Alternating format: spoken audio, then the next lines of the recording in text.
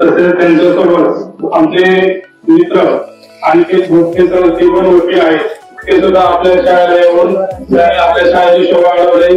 त्यांना सुद्धा श्रीफळ देऊन आपण शाळेचे वकील सौ पाटील जी मॅडम यांनी किंवा आपल्या शाळेचे माजी सर यांनी त्यांचं स्वागत करावं असे त्यांना विनंती करतो.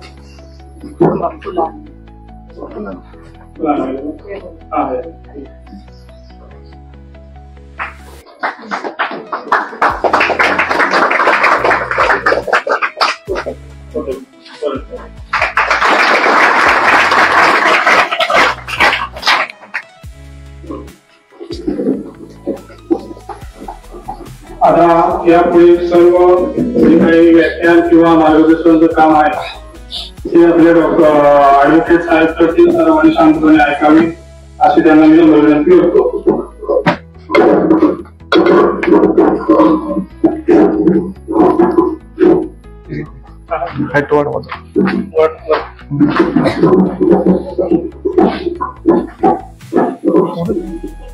संपलंय का? संपलं नाही. हा बरोबर.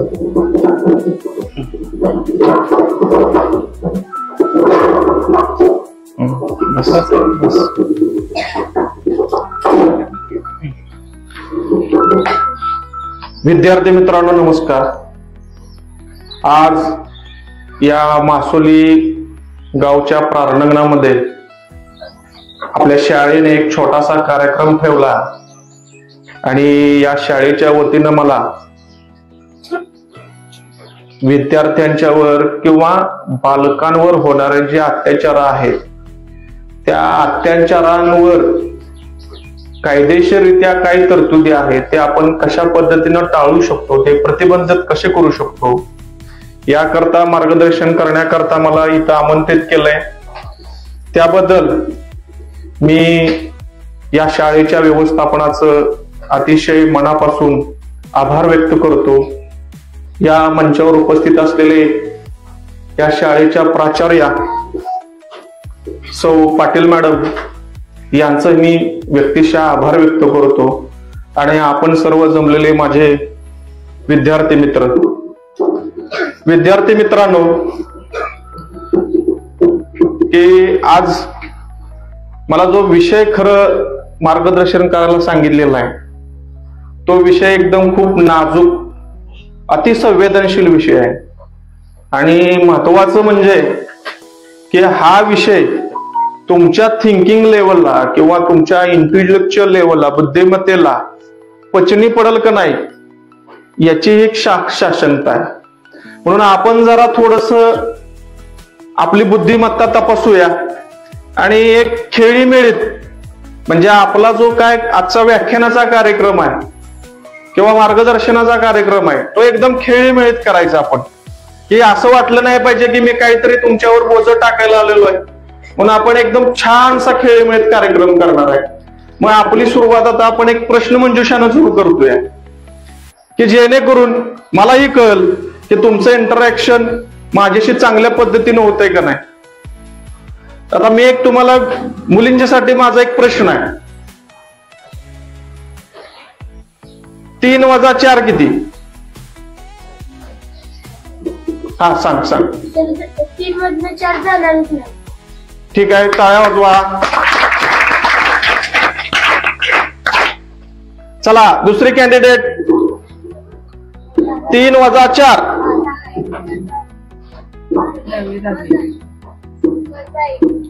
परत एकदा टाळ्या वाजवा. म्हणजे काय की आपण थोडीशी बुद्धिमत्ता चाचणी याच्यामध्ये टेस्ट करतो की मला जे सांगायचं आहे ते कुठल्या लेवलला येऊन सांगावं लागेल. उत्तर चुकलंय का उत्तर बरोबर आहे त्याच्यापेक्षा ते उत्तर दिलंय म्हणून तिच्यासाठी आपण टाळ्या वाजवल्या, तिनं बरोबर दिलंय म्हणून तिच्यासाठी आपण टाळ्या वाजवल्या. तर आता मुलांच्यासाठीचा एक प्रश्न.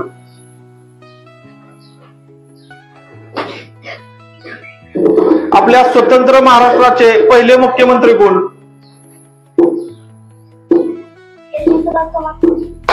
चला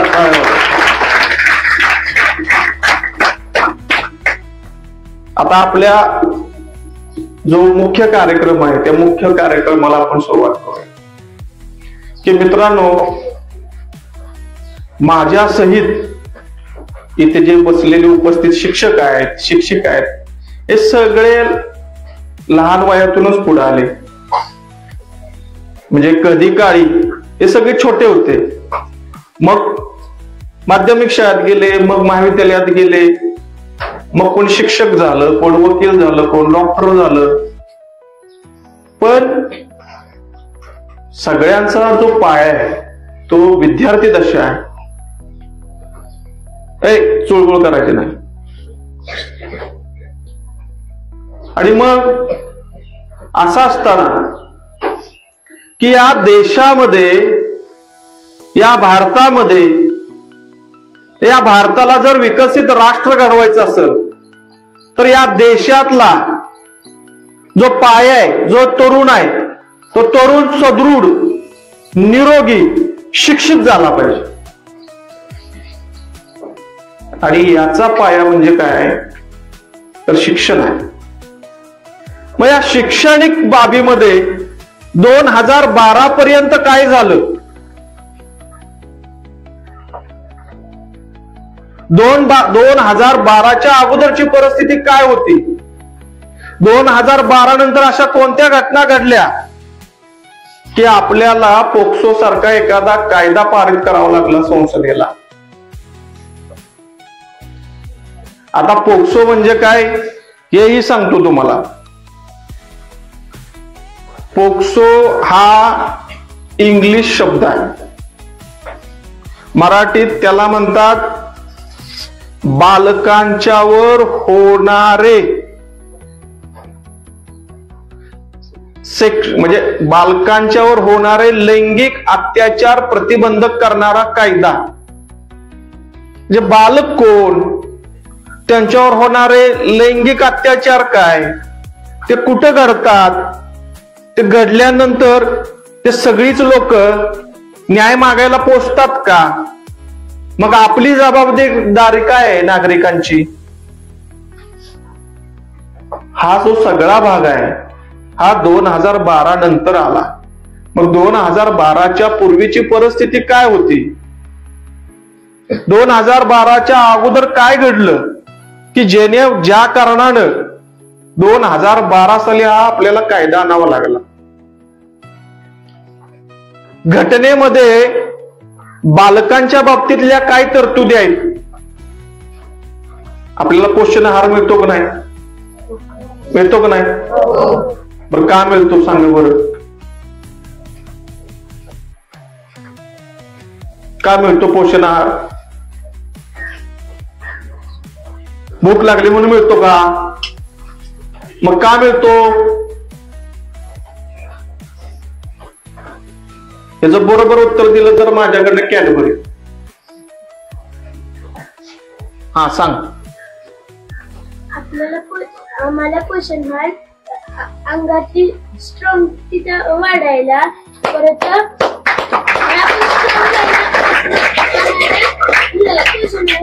करेक्ट. पोषण आहार या शब्दामध्ये पोषण शब्द लिहिलेला आहे. म्हणजे या देशातला प्रत्येक बालक हा सुदृढ पाहिजे आणि ती जबाबदारी या राज्याच्या, या देशाची आहे. म्हणून ही धोरण आणलं शालेय पोषण आहार.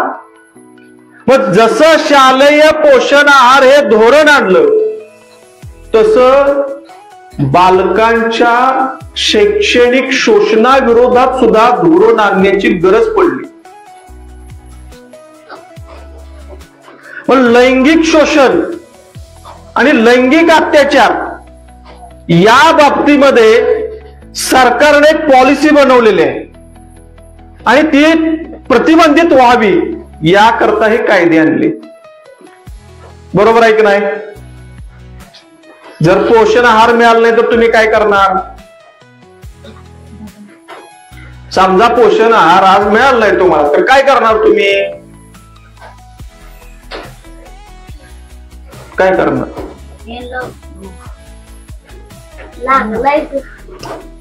अरे पेन लागल्या नाही, पोषण आहार मिळाला नाही तर तुम्ही काय करणार?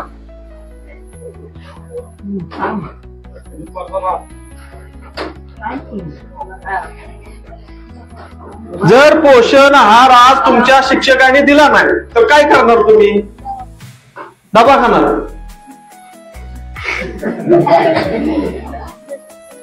बर, आता आपल्या मुली बघा कशा बोलतात. जर शिक्षकांनी आज पोषण आहार दिला नाही तर तुम्ही काय करणार?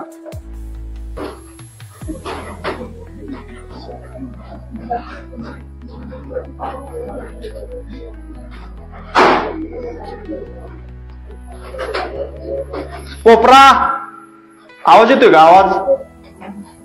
जर आज पोषण आहार दिला नाही तर तुम्ही काय करणार?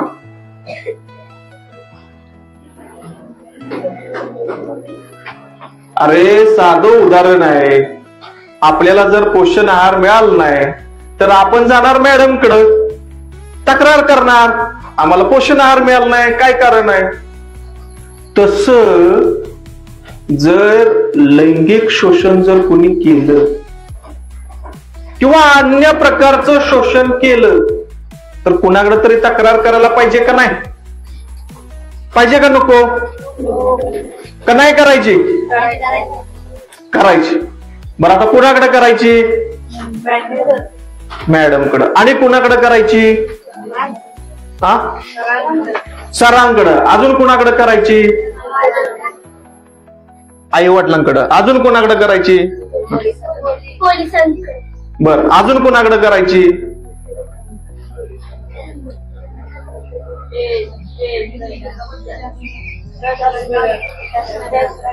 हा, आता उत्तर परफेक्ट आलं. मग आता शासन कुठं आहे? शासनाकडे तक्रार करायला चाललो.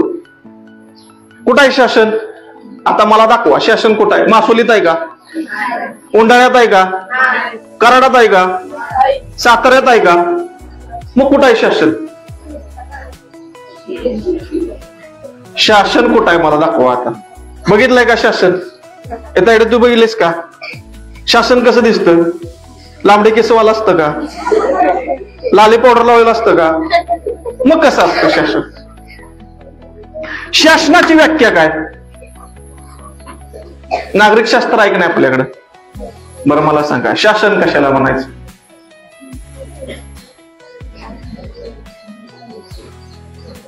बरं, शासनाचा प्रतिनिधी कोण?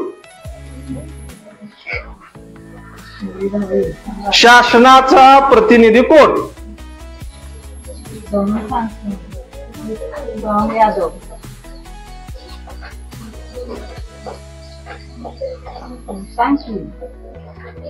बक्षीस मिळणार या प्रश्नाला. महाराष्ट्र शासनाचा प्रतिनिधी आपला कोण आहे आता?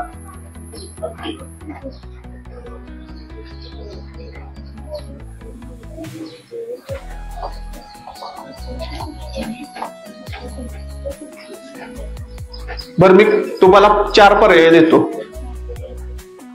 महाराष्ट्र शासनाचा प्रतिनिधी शासन कोण? एक मुख्यमंत्री, 2 पालकमंत्री, 3 बालविकास मंत्री, 4 न्यायमंत्री. आता यातला शासनाचा प्रतिनिधी कोण सांगा? मुख्यमंत्री.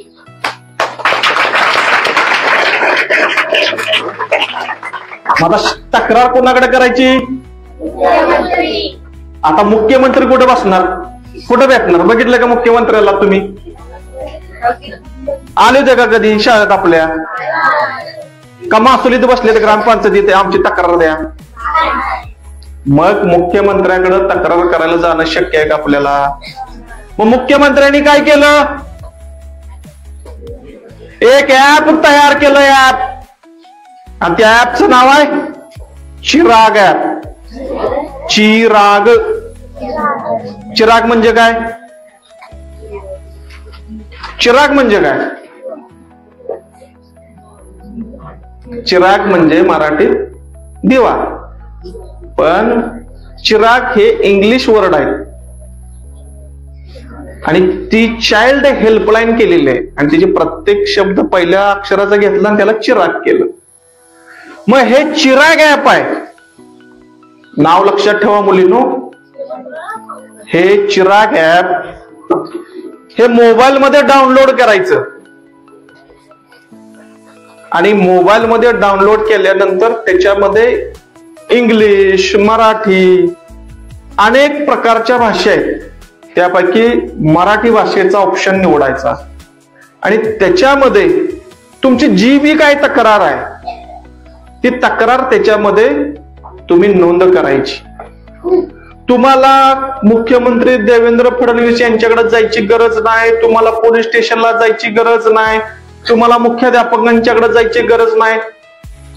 तुमच्यावर जो होणारा जो अत्याचार आहे म्हणजे बालकांच्यावर होणारा अत्याचार हा त्या ऍपच्या माध्यमातून पोलीस स्टेशन पर्यंत पोहोचतो आणि मग त्याच्यानंतरची चौकशी होऊन आपल्यावर होणारा अन्याय दूर केला जातो. हा झाला साधा चिराग ऍप म्हणजे काय. याच्यापेक्षा वेगळं त्याच्यामध्ये काय नाही. परंतु तक्रार किंवा पोलीस स्टेशन म्हटलं की आपल्या अंगावर काटा उभा राहतो. मुळात आपल्या मनामध्ये भीती निर्माण होती. आपण अन्यायग्रस्त झालेलो असलो तरी पोलिसाच्या दारात जाताना आपल्या मनामध्ये एक भय निर्माण झालेला असतो. मग अशा वेळेला ज्या 18 वर्षाच्या खालचे बालक आहेत, ज्या 18 वर्षाच्या खालच्या मुली आहेत, त्यांच्यावर होणारे जे अन्याय आहेत ते अन्याय सहजपणे दूर व्हावेत, त्यांच्या मनामध्ये कुठल्या प्रकारची भीती राहू नये याकरता केंद्र सरकारला एक धोरण बनवावं लागलं आणि त्या धोरणातनं एक कायदा बनवावा लागला. त्याचं नाव आहे पोक्सो. काय नाव? पोक्सोचा मराठीत अर्थ काय? बालकांचे लैंगिक शोषणापासून संरक्षण. काय म्हणायचं? बालकांचे लैंगिक शोषणापासून संरक्षण. मग आता जर अन्याय झाला, अत्याचार झाला, शोषण झालं तर यापूर्वी 2012च्या अगोदर आपल्याला जवळच्या पोलीस स्टेशनला जायला लागायचं. कुठं जायला लागायचं? जवळच्या पोलीस स्टेशन. आता जवळच्या पोलीस स्टेशनला जायची गरज आहे का? मग काय करायचं आहे? चिराग ऍप. आपल्याकडे सगळ्यांच्याकडे मोबाईल असतात घरी. त्या चिराग ऍप मधनं आपली तक्रार नोंदवायची. आता तक्रार नोंदवल्यानं सुद्धा तुम्हाला पोलीस स्टेशनला जायची आवश्यकता आहे का? नाही. पोलीस, त्या कायद्यामधली तरतूद अशी आहे की पोलीस तुमच्या घरी येतील. आणि कसे येतील? गणवेशात येणार नाहीत. पोलिसांचा गणवेश कसा असतो? खाकी असतो का नाही? बरोबर आहे का नाही? कुणाला वाटतंय पोलीस व्हावं याच्यातलं? बर, किती जण आहेत? एवढ्यांना पोलीस व्हावं वाटतंय. बरोबर आहे का नाही? मग ट्रॅफिक हवालदाराचा ड्रेस कसला असतो सांगा? आयला बरं आहे म्हणजे होणार.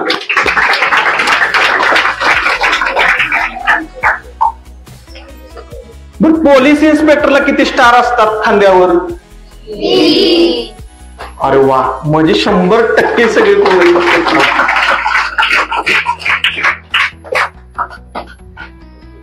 मग तुम्ही चिराग ऍपवरनं तक्रार नोंदवली तर पोलीस येणार तुमच्या घरी, साध्या गणवेशात येणार. तुमच्या आई वडिलांच्या देखत, तुमच्या पालकांच्या देखत तुमची तक्रार ही अभिलेखित केली जाणार. अभिलेखितचा अर्थ काय? तर FIR नोंदवली जाणार. FIR. आता FIR म्हणजे काय? इंग्लिशमध्ये म्हणतात फर्स्ट इन्फॉर्मेशन रिपोर्ट आणि मराठीत काय म्हणतात? प्रथम खबर अहवाल. मग पोलीस तुमच्या घरी आले, पोलिसांनी तुम्हाला विचारलं तुझ्यावर अन्याय काय झाला, तर तुम्ही काय बिनधास्त सांगायचंय. जी काय घडलं ती एकदम बिनधास्त सांगायचं. त्याप्रमाणे पोलीस ते रेकॉर्ड करतात आणि ज्यांना अन्याय केला त्याला पोलीस अटक करतात, त्याच्यावर दोषारोपपत्र ठेवतात आणि ते प्रकरण कोर्टामध्ये चालतंय परत. परंतु यातला बेसिक काय आहे की दिल्लीमध्ये निर्भया सारखी केस झाली. या समाजामध्ये रोज अनंत घटना घडत असतात आणि घटना या अन्याय करणारे सुद्धा समाजातलेच असतात.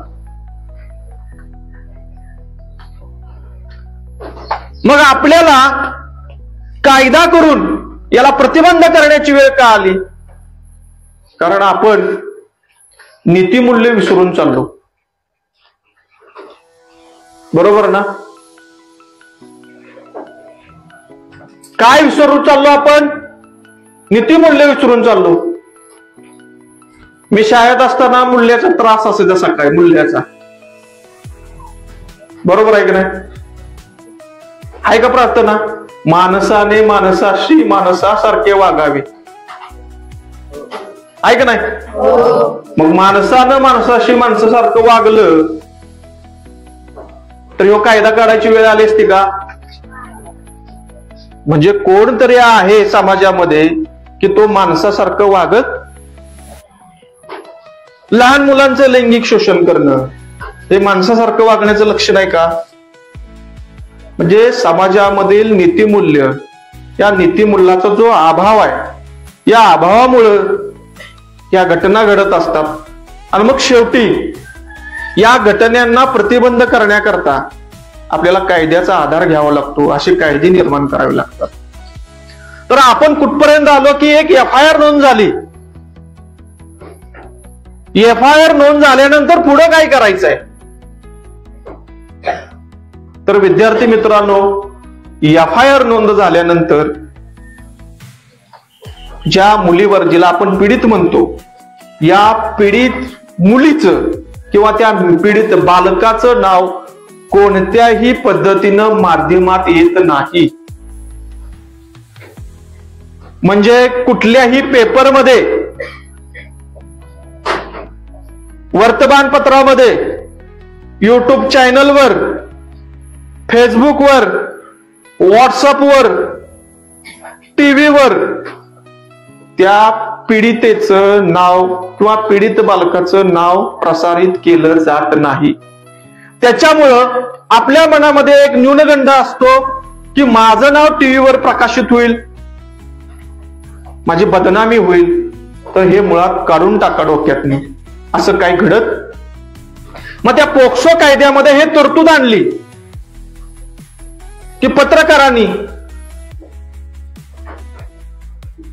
समाज माध्यमांनी की अशा पीडितांची नावं हे वर्तमानपत्रामध्ये, या माध्यमावर टाकायची नाहीत. पूर्ण प्रक्रिया, आणि या पूर्ण प्रक्रियेमध्ये पीडितेचं नाव हे कॉन्फिडेन्शियल, गोपनीय ठेवलं जातं. त्याच्यामुळं आपण या गोष्टीला घाबरायचं नाही. आता तुम्ही गुन्हा दाखल केला, गुन्हा दाखल केल्यानंतर तुमचा एक जबाब आहे, तो जबाब कोर्टाच्या समोर रेकॉर्ड करून घेतला जाईल, तुमच्या आई वडिलांच्या समक्ष रेकॉर्ड करून घेतला जाईल, त्याचं व्हिडिओग्राफी सुद्धा केली जाईल. आणि हे सगळं इन कॅमेरा होत असतं. इन कॅमेराचा अर्थ कळाला का तुम्हाला? कमरा बंद असतं, तिथं फक्त न्यायाधीश असतो आणि पीडिता असते, तिचे आई वडील असतात, आणि आरोपी हा अशा स्थितीत असतो की तो तुमच्याकडे बघू शकत नाही. म्हणजे एखाद्याला असं भीती वाटत असते की कोर्टामध्ये उद्या मला साक्षीला बोलवलं तर तो आरोपी हा आरोपीच्या पिंजऱ्यात असतो, तो आपल्याकडे रागानं बघल, तो आपल्याला दम देईल अशी आपली भावना असते. परंतु कोर्टामध्ये जर एकदा व्हिजिट केली तर आपल्याला लक्षात येईल की कोर्टामध्ये या पोक्सो अंतर्गत स्पेशल प्रोसिडिंग सुरू केलेलं आहे. स्पेशल प्रोसिडिंग म्हणजे याचा अर्थ काय केलंय की त्याचे फक्त तुम्हाला डोळेच दिसतात आरोपीचे. आरोपी तुम्हाला पाहू शकत, म्हणजे ज्यानं तुमच्यावर अन्याय केला, तुमचं शोषण केलं, ती व्यक्ती तुम्हाला पाहू शकत नाही. म्हणजे एवढी लहान बालकाची आपण याच्यामध्ये काळजी घेतलेली आहे. मग लहान बालकाची काळजी का घ्यायची आपण? कुणी सांगितलं की लहान बालकांची आपल्याला काळजी घ्यायचं? हे कुणी सांगितलं? कुठल्या ग्रंथात लिहून ठेवलंय का?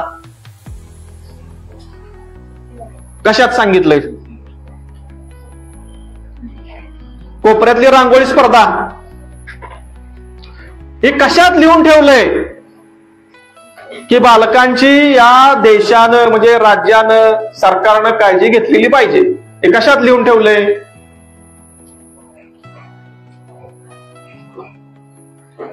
नागरिक शास्त्र विषय आहे का आपल्याकडं? हा, मग कशात लिहिलंय? संविधान. कुणी उत्तर दिलं? तिथं काय झाले? काय झाले तिथं? गोंबीम नाही ना? संविधानामध्ये लिहिलंय.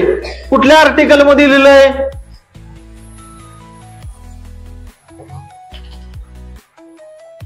संविधानाच्या अनुच्छेद क्रमांक 15 मध्ये लिहिलंय की या सरकारनं, स्टेट म्हणजे राज्य, या राज्यानं या बालकांची काळजी घ्यायची आहे. बालकांच्या भविष्यासाठी, त्यांच्या वेलफेअरसाठी तरतूद करायची आहे.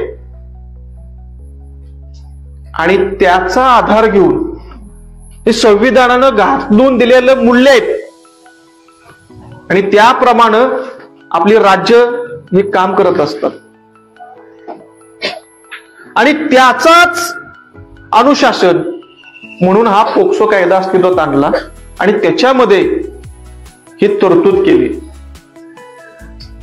आता नुसतं सरकारनं पोक्सो कायदा आणला, पीडितेनं तक्रार दिली, आरोपीला अटक झाली, यथावकाश न्यायालयीन प्रक्रियेनं त्या आरोपीला शिक्षा होईल, तो निर्दोष सुटेल, हा भाग वेगळा. पण त्या पीडितेवर जो झालेला अन्याय, त्या पीडितेचं झालेलं नुकसान आहे, याचं काय? तिला काहीतरी आपण रिहॅबिलिटेट केलं पाहिजे, म्हणजे पुनर्वसित केलं पाहिजे.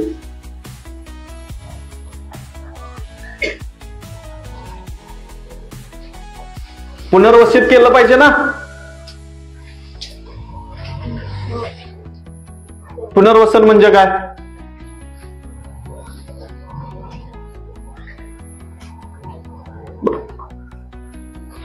चोळबुळ गँग पुनर्वसन म्हणजे काय?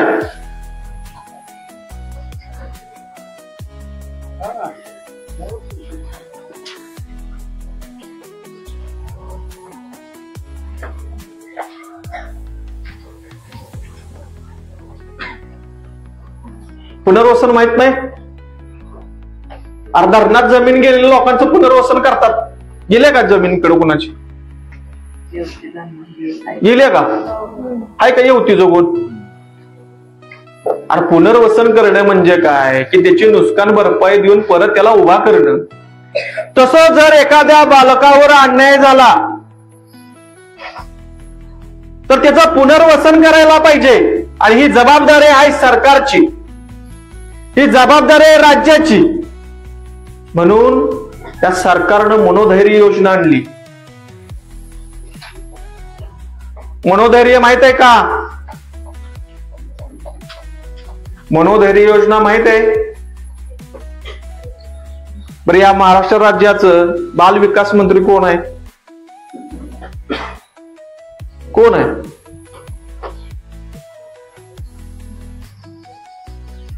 बालविकास मंत्री कोण आहे माहित नाही? बरं, शालेय शिक्षण मंत्री कोण आहे?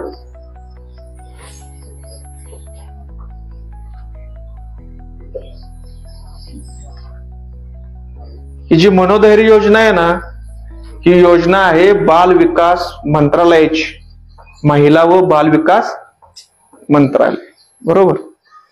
पण लाडकी बहीण योजना माहितीये का? लाडकी बहीण योजना. मग आता मला सांगा, महिला व बाल विकास मंत्री कोण?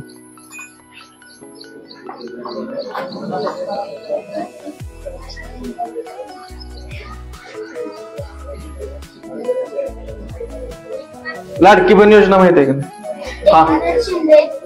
एकनाथ शिंदे.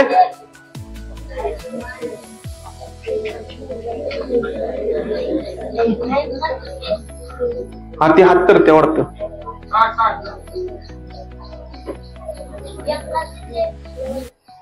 बर, एकनाथ शिंदे उपमुख्यमंत्री का?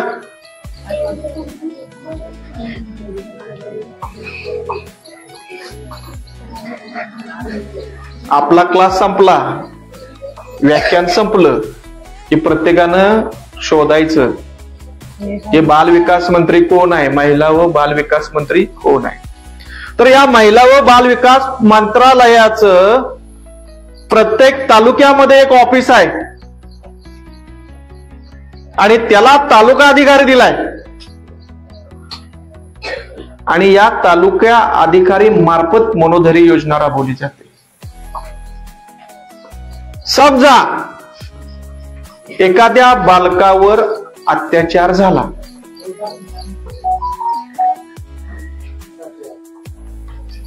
बरोबर आहे, ऍसिड अटॅक झाला. काय झालं? ऍसिड अटॅक माहितीये का? काय? हा, सांग. ऍसिड आपल्या अंगावर ओतणे, फेकणे, ओतणे हो, फेकणे, बरोबर आहे. मग या समाजामध्ये जे दर्जाहीन पातळीची काही समाजकंटक आहेत ते कुठल्याही स्तरावर जातात. आपण माध्यमात बातमी वाचत असतो, कॉलेजवर जाणाऱ्या युवतीवर ऍसिड हल्ला केला.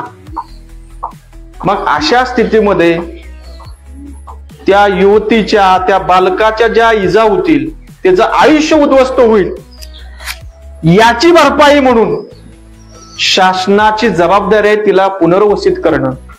म्हणून सरकारनं मनोधैर्य योजना आणली.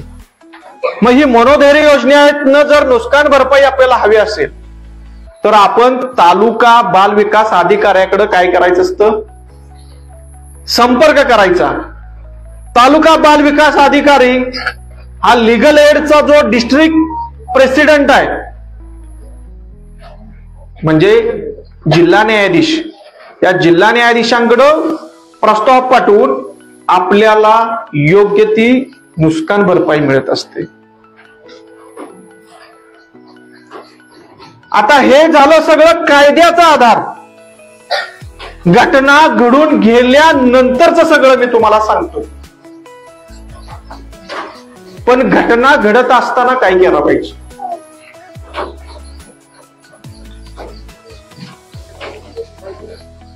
चुळबुळ गँग इकडं. घटना घडत असताना काय करायचं सांग? काय करायचं? आपल्यावर जर अत्याचार होत असेल तर त्या माणसाला आपण मारायचं.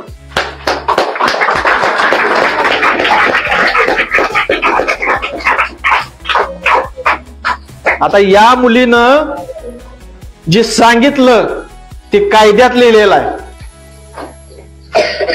कुठं लिहिलंय कायद्यामध्ये?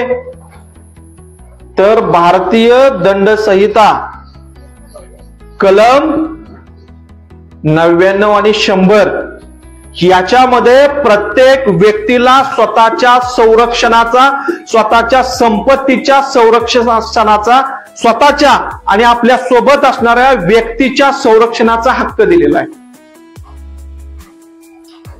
आणि मग आपल्यावर अन्याय होतोय, अशा वेळेला आपण बघत बसायचंय का? मग आपण काय करायचंय? अन्यायाला प्रतिकार करायचा आहे. मग अन्यायाला प्रतिकार करण्याकरता काय करावं लागेल? काय करावं लागेल? आपली युक्ती लावून त्यांना मारण्याचा प्रयत्न करायचा. बर, आणि काय करावं लागेल? आपण मार्ग शोधून त्यांच्या हातातून सुटका मारून पोलिसांकडे जाऊन त्यांची तक्रार करणे. बर, आणि काय करावं लागेल?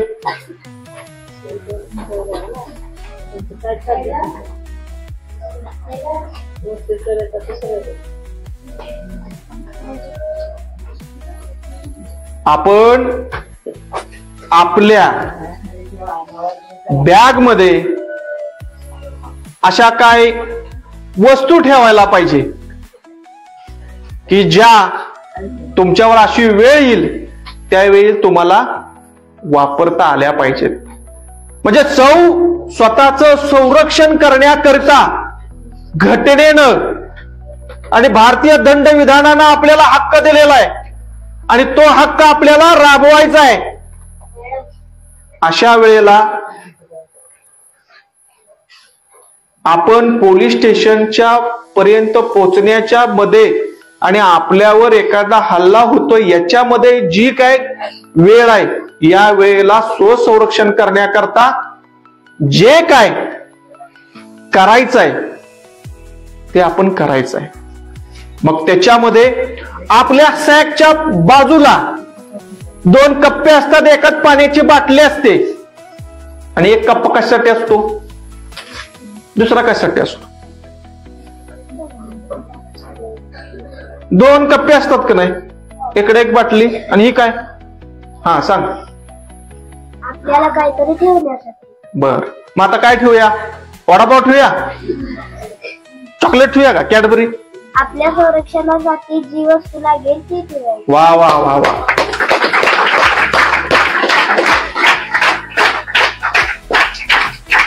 मग आपल्या संरक्षणासाठी जी योग्य वाटतंय, तुम्हाला सगळ्यात सहज आणि सोपं आहे, ते आपण इथं ठेवून द्यायचं.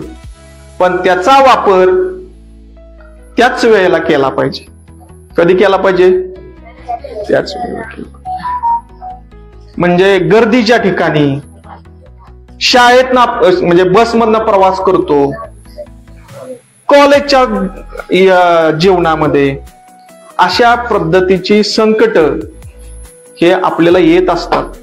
आणि एकदा का तुम्ही संरक्षणाचं हत्यार उपसलं आणि एकदा कळालं की आपली ही स्त्री आहे, ही सबला झाल्या, ही संरक्षणासाठी आपलं बरं वाईट करेल असंच आहो त्या समाजकंटकाला कळेल, त्यावेळेला कुणाची धडगत होणार नाही. मी तुम्हाला जाता जाता सांगेन की या कप्प्यामध्ये आपला सहज हात जाईल, ती सहज उघडल अशी पावडर स्वरूपातली एखादी वस्तू आपण इथं ठेवायला पाहिजे की ज्याच्यासाठी जास्त ताकदीची आपल्याला गरज पडणार नाही. म्हणजे काय की कायद्यानं दिलेल्या कायदेशीर बाबींचा सुद्धा आपल्याला उपयोग करायचा आहे आणि स्वसंरक्षणासाठी जे जे काय करायचं आहे तेही करायचं आहे. तरच हा जो आपला कायदा निर्माण झाला, त्या कायद्याचं योग्य अंमलबजावणी होऊन या समाजामध्ये बालकांप्रती असलेलं बालक जे आपला संरक्षित राहील, हा जो उद्देश आहे, हा उद्देश आपला फलित होईल. आणि कायदा हा आपल्याला मदतीसाठी बनवलेला आहे. या दोन्ही गोष्टीचा आपण याच्यामध्ये विचार केला पाहिजे. मी माझ्या या मार्गदर्शन भाषणाच्या अगोदरही सांगितलं होतं की जो माझ्याकडे विषय आहे तो अति संवेदनशील आहे. तो तुमच्या बुद्ध्यांकापर्यंत पोहोचल का नाही याची शाश्वती मला नाही, परंतु आपण जी खेळीमेळीत मला काय प्रश्नांची उत्तरं दिली त्याच्यावरून मला 100% खात्री आहे की जी मी तुम्हाला सांगितलंय हे तुम्हाला नक्की कळलेलं आहे. आता रांगोळी स्पर्धा त्या कोपऱ्यात चालू आहे. आपल्याला कळालं का? कळालं का?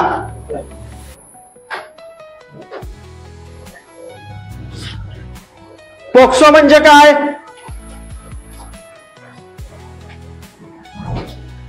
बरं तुम्हाला कळालंय ना पोक्सो म्हणजे काय? मराठीत काय सांगितलं मी पोक्सो म्हणजे?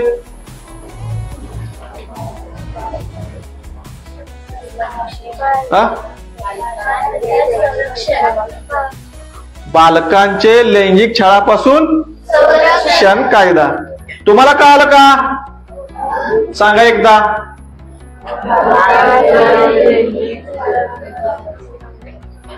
अन्याय झाल्यानंतर कुठला ऍप वापरायचा आहे? कुठला ऍप वापरायचा आहे? आणि संरक्षणासाठी वेळ आली तर काय करायचं आहे? हत्यार सांगितलं का? आपल्याला जे काय त्या वेळेला उपलब्ध होईल त्या पद्धतीनं आपलं संरक्षण करायचं. मग आता माझं मत इथपर्यंत पोहोचलंय की तुम्हाला जी मी पोक्सो बद्दल काय गोष्टी सांगितल्या या तुम्हाला कळाल्यात. कुणाला काही शंका आहे का? आहे का शंका? आता मी तुम्हाला सांगतो, जर कुणाला अशा पद्धतीचं कुणावर संकट येऊ नये,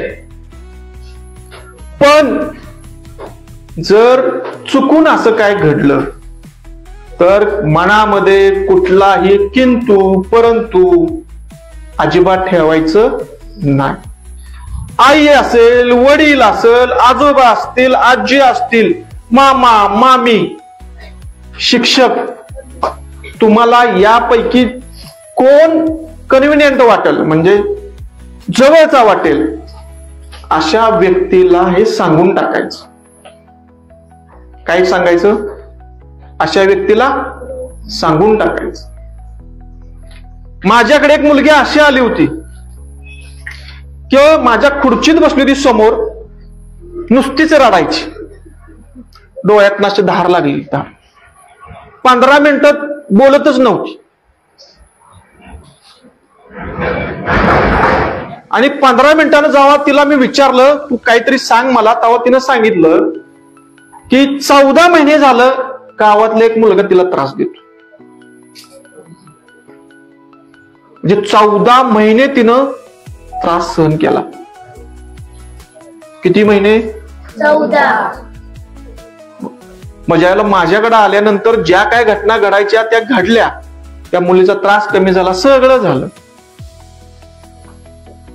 पण ती 14 महिने गप्प बसली. ही सगळ्यात मोठं दुःखाची बाब आहे. आपल्यावर अशी काय घटना घडली, वेळ आली तर 14 सेकंद सुद्धा थांबायचं नाही आपल्याला. आपण लगेच जवळच्या आपल्या मामा, मामी, काका, काकी, आई, वडील, भाऊ, बहीण हे सांगून टाकायचंय. मनामध्ये भीती बाळगायची नाही. कायदा आपल्याला सहकार्य करण्यासाठी बनवलाय. कायदा आपला दुश्मन नाही, पोलीस आपले दुश्मन नाहीत. त्याच्यामुळं माझी आपल्या सगळ्यांना आणि आपल्या माध्यमातून इतरही विद्यार्थी बालकांना विनंती आहे की आपण अशा पद्धतीचे काय अन्याय अत्याचार होत असतील तर जवळच्याच नातेवाईकांना किंवा चिराग ॲपवरून आपण कळवायला पाहिजे. एक महाराष्ट्र शासनाचं आणि आपल्या केंद्र सरकारचं हे धोरण आहे की welfare of the child is paramount consideration. म्हणजे बालकांचं कल्याण हेच अंतिम ध्येय, अंतिम उद्देश.